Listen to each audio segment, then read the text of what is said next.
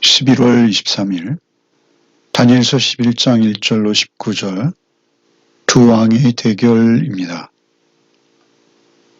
11장은 남방왕과 북방왕의 대결을 기록하고 있습니다. 셀루쿠스 왕조와 프톨레미 왕조의 대력이죠. 남방은 지금 애굽 지방을 중심으로 하는, 그래서 헬라에서 갈라져 나온 그 애굽 중심의 나라이고 왕조이고요.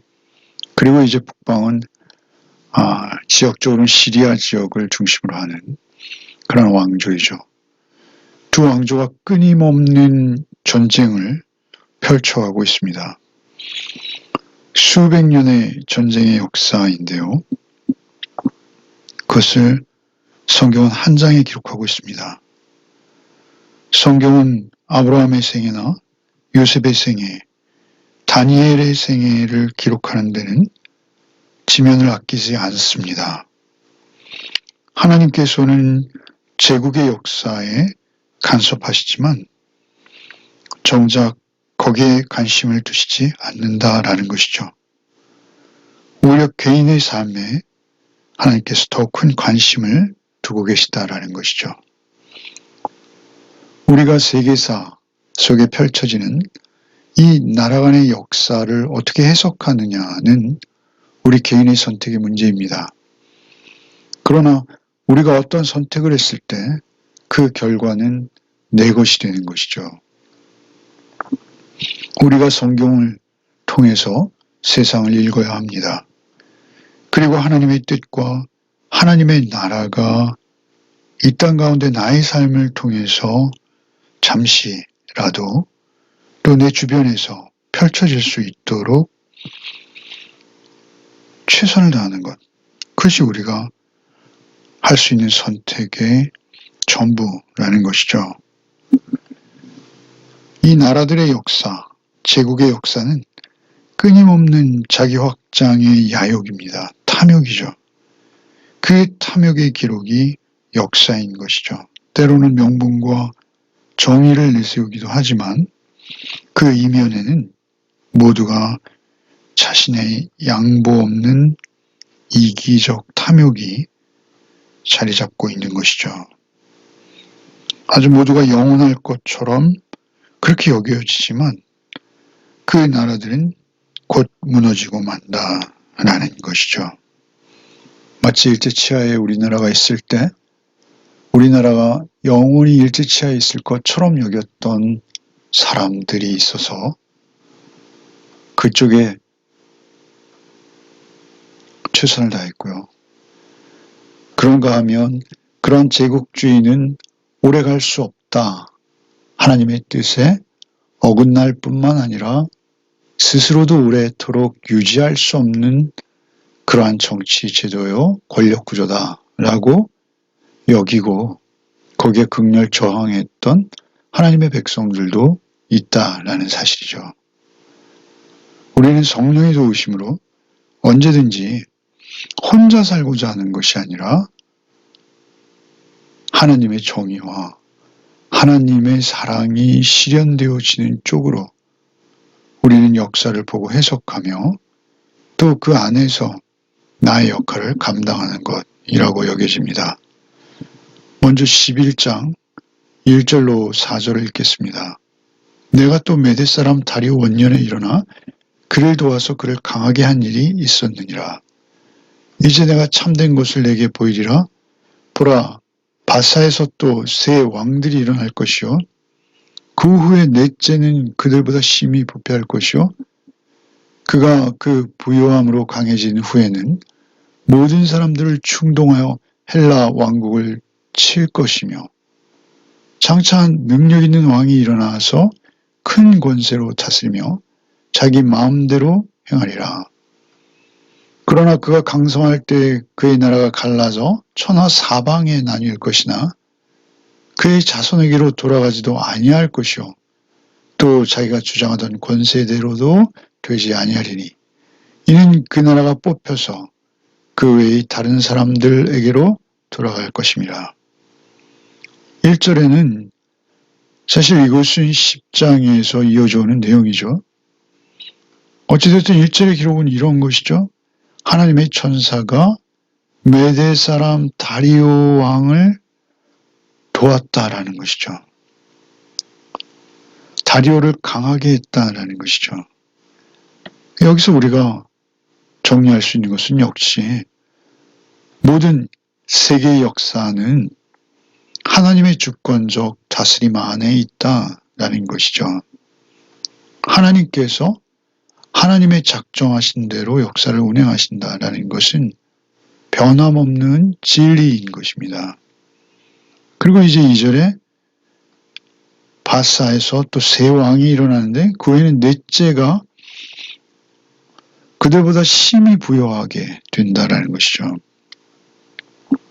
그 페르시아의 넷째 왕은 에스더서에 기록되어지는 아하수에로 왕이라고 합니다. 크셀크세스라는 역사 속의 왕이죠. 그 왕이 너무 부요하고 강하여지니까 그 부요함과 강함을 가지고 결국 사람을 충동해서 헬라를 향해 전쟁을 걸게 된다라는 것이죠. 여기서 헬라는 그리스죠. 그런데 이것은 그의 패착이었고 오히려 그가 그 장차한 능력 있는 왕으로 인해서 오히려 패하게 되는 것이죠. 그 한 능력 있는 큰 왕은 누구입니까? 그것은 바로 알렉산더 대왕이죠. 그 알렉산더 대왕이 그 전쟁에서 승리한 이후에 이제 그의 마음대로 세계를 운영할 것이나 그것도 잠시 30대 초반에 그가 죽음을 맞게 되죠. 그리고 그 큰 나라가 그가 정복해 놓았던 페르시아까지 포함되는 헬라에서부터 페르시아의 지경을 포함하는 심지어는 인도까지 그가 정벌을 했다 합니다. 그 큰 땅덩어리가 사방에 나뉘어 네 나라로 나뉘게 되죠. 그리고 오히려 그 자손, 그의 아들이나 그의 혈족에게 돌아가지 않았다라는 것입니다. 그리고 그가 계획한 대로 전혀 되지 않고 그냥 그대로 끝나버리는 것이죠. 그리고 이제 남방과 북방의 전쟁이 길게 기록되어지는데요. 5절부터 먼저 9절까지 읽겠습니다. 남방의 왕들은 강할 것이나 그 군주들 중 하나는 그보다 강하여 권세를 떨치리니 그의 권세가 심히 클 것이요. 몇 해 후에 그들이 서로 단합하리니 곧 남방왕의 딸이 북방왕에게 가서 화친하리라. 그러나 그 공주의 힘이 쇠하고 그 왕은 서지도 못하며 권세가 없어질 뿐 아니라 그 공주와 그를 데리고 온 자와 그를 낳은 자와 그때 도와주던 자가 다 버림을 당하리라. 그러나 그 공주의 본 족속에서 난 자 중에 한 사람이 왕위를 이어 권세를 받아 북방왕의 군대를 치러 와서 그의 성에 들어가서 그를 쳐서 이기고 그 신들과 부어 만든 우상들과 은과 금을 아름다운 그릇들은 다 노력하여 애굽으로 가져갈 것이요. 몇 해 동안은 그가 북방왕을 치지 아니하리라. 북방왕이 남방왕의 왕국에 쳐들어갈 것이나 자기 본국으로 물러가리라. 남방왕이 강할 것이나 군주들 왕은 그보다 강하여 권세를 떨치니 그의 권세가 심히 크거든. 남방왕과 북방왕이 대립하고 있는데요. 남방왕은 우리가 잘 알고 있지 톨레미 왕조이고 북방왕은 셀루쿠스 왕조인데요. 남방왕의 딸이 북방왕에게 결혼하는 것이죠. 그런데 그 북방왕의 딸 화친을 위해서 둘의 세력 균형이 너무나 팽팽해서 전쟁이 곧 일어날 일촉즉발의 위기 상황이 되어지자 그들이 그 긴장을 해소하고 평화를 이루기 위해서 소위 말하는 결혼 정책을 쓰는 것이죠.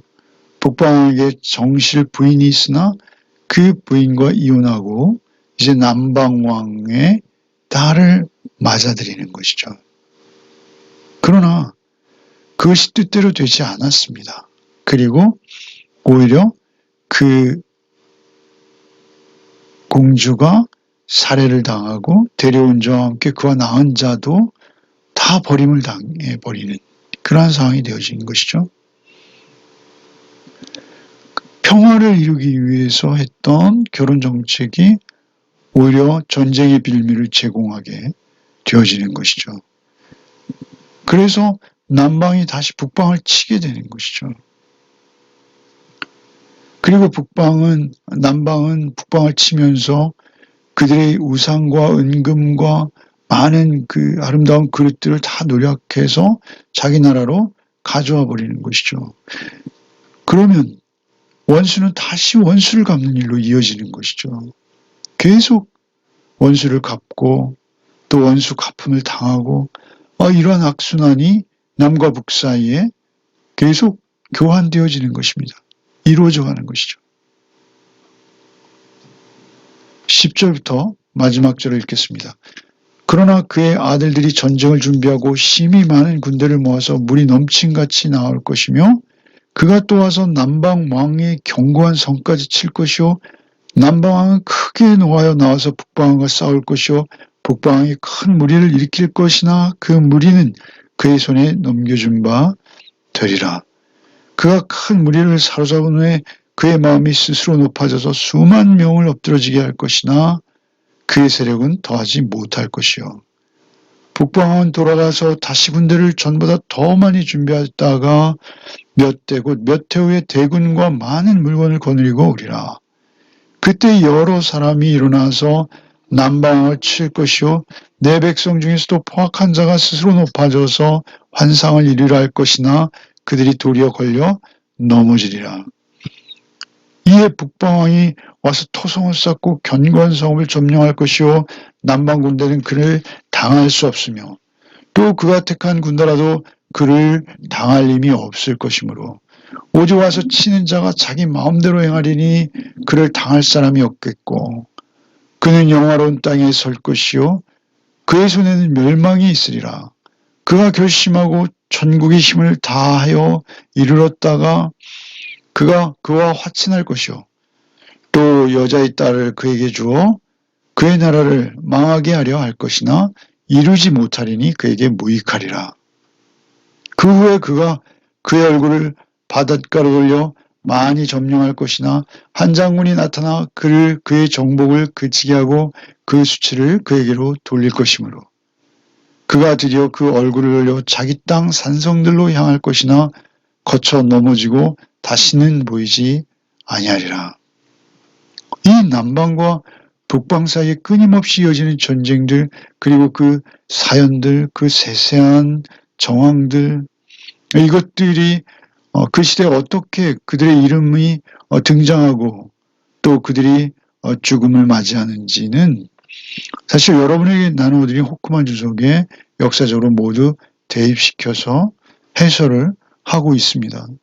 그러나 우리가 성경으로 볼 때 그저 남방왕과 북방왕의 이러한 싸움이 끊임없이 일어나고 그 승패가 서로에게 반복되어지며 이쪽과 저쪽으로 오가며 계속되는 원수가뿐만 있다라는 것입니다.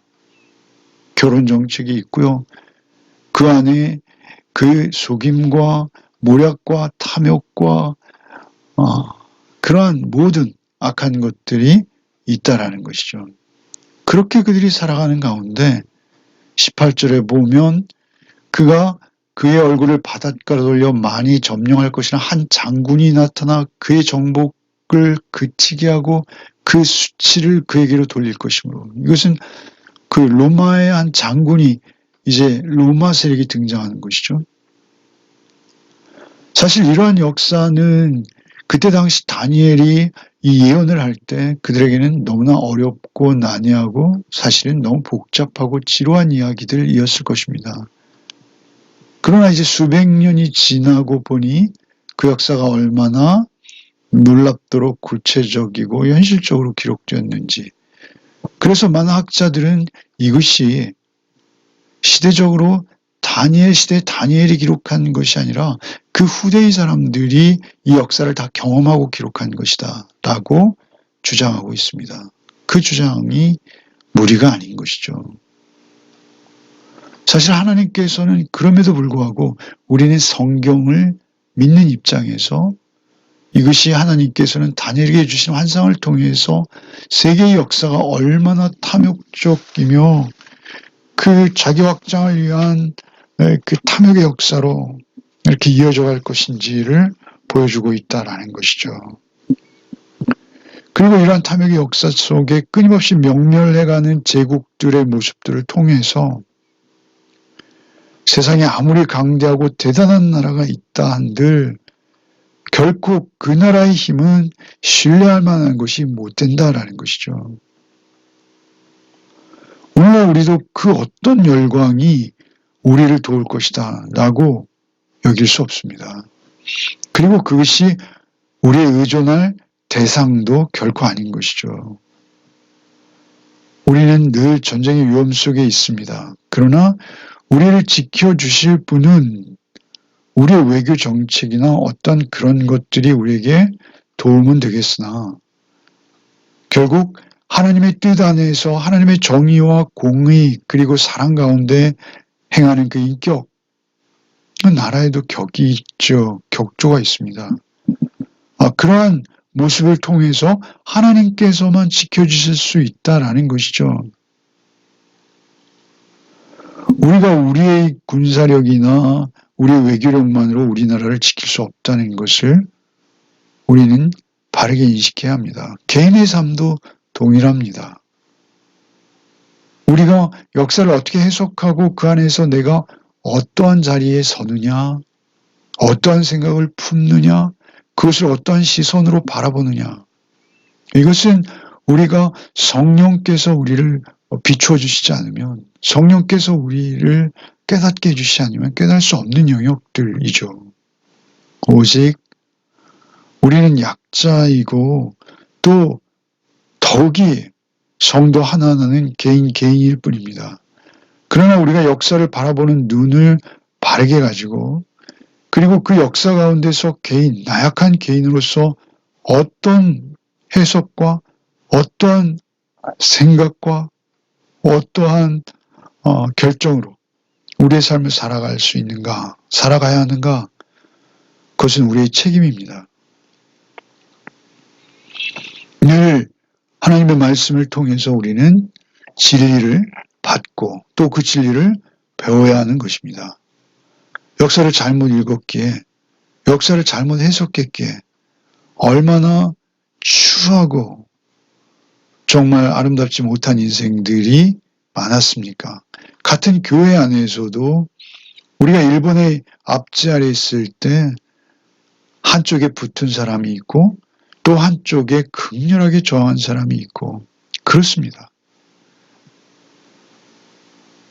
가장 중요한 것은 그 역사를 바라보는 시각이요. 그 역사 안에서 나 개인이 어떠한 자리에 설 것인가, 그리고 어떠한 생각과 판단으로 살아갈 것인가. 이것이 굉장히 중요하다라는 것이죠. 성경을 알고 우리가 성경을 읽고 하나님의 말씀의 진리를 쫓아 살기로 작정하고 그렇게 우리가 살고 있다면 우리는 늘 성령의 도우심을 구해야 할 것입니다.